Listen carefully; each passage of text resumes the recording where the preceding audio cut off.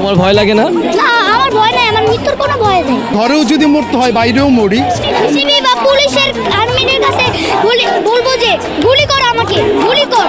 বাবা আজকে যে তুমি এই আন্দোলনে এসেছো, কেন এসেছো?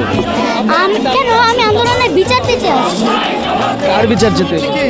যারা অকারণে শহীদ হয়েছে, অকারণে শহীদ হয়েছে যারা। এখন তুমি কি চাও? এখন আমি চাই প্রতিবাদ।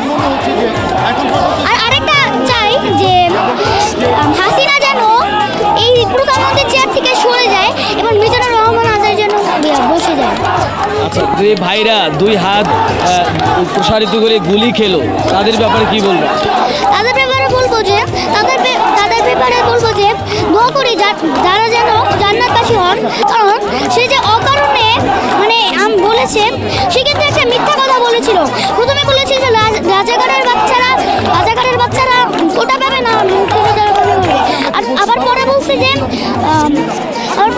যে আমি কি তাদেরকে রাজাকার বলেছি? তারা নিজেই রাজাকার বলছে। তাহলে সে কেন বলল মিথ্যা কথাটা? তুমি কি তোমার ভাইদের মতো বুক প্রসারিত করে দেবে? আমি অবশ্যই করতে চাই। আমি অবশ্যই করব, চাইলে আমি জীবনও দিতে রাজি আছি। জীবনে দিতে রাজি আছো? তাহলে আজকের এই আন্দোলনে কাকে নিয়ে এসেছো? আমার বাবাকে নিয়ে এসেছি। বাবার সাথে এসেছো? বাবা তোমাকে এখানে নিয়ে এসেছে? হ্যাঁ। তোমার ভয় লাগে না? না, আমার ভয় নাই, আমার মৃত্যুর কোনো ভয় নেই। কেন ভয় নাই?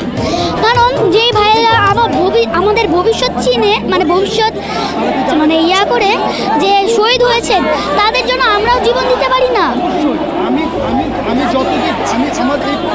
দর্শক, আপনারা দেখছিলেন যে আসলে এই আন্দোলনটি আসলে কোন পর্যায়ে গিয়ে পৌঁছেছে, সেটি এরকম একটি ছোট বাচ্চার কথাই আসলে কিন্তু বোঝা যাচ্ছে যে এখন এই আন্দোলনটি আসলে যেমন শিশু থেকে বৃদ্ধ আসলে সব পর্যায়ে কিন্তু এই আন্দোলনটা আসলে ছড়িয়ে পড়েছে।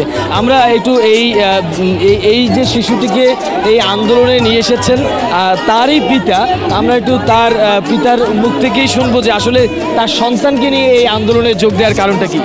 আচ্ছা, আপনি তো আপনার সন্তানকে নিয়ে এই আন্দোলনে এসেছেন, আসলে এতটুকু বাচ্চাকে নিয়ে আসলে আন্দোলনে আসার কারণ? আচ্ছা, মূলত এর কারণটা হচ্ছে আমরা তো ঘরেও সেফ না, সুতরাং ঘরেও যদি মরতে হয় বাইরেও মরি, সেই চিন্তা থেকে। আর আরেকটা ব্যাপার হচ্ছে, আমার ছেলে যখন রংপুরে আবু সাইদ শহীদ হন, তখন ওই ভিডিওটা দেখে সারা রাত কান্না করেছে আর বসে এই ছেলেটাকে কেন মারছে।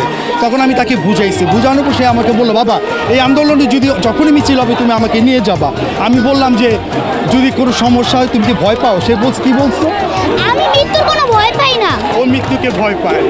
আর সিবি বা পুলিশের আর্মিদের কাছে বলবো যে গুলি কর, আমাকে গুলি কর।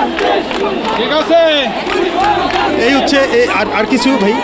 আপনারা দেখছিলেন যে একজন বাবা তার সন্তানকে নিয়ে এসেছেন এবং সন্তান বুক পেতে দিচ্ছেন যে এই অস্ত্রের মুখেও তিনি দুই হাত প্রসারিত করে দিচ্ছেন।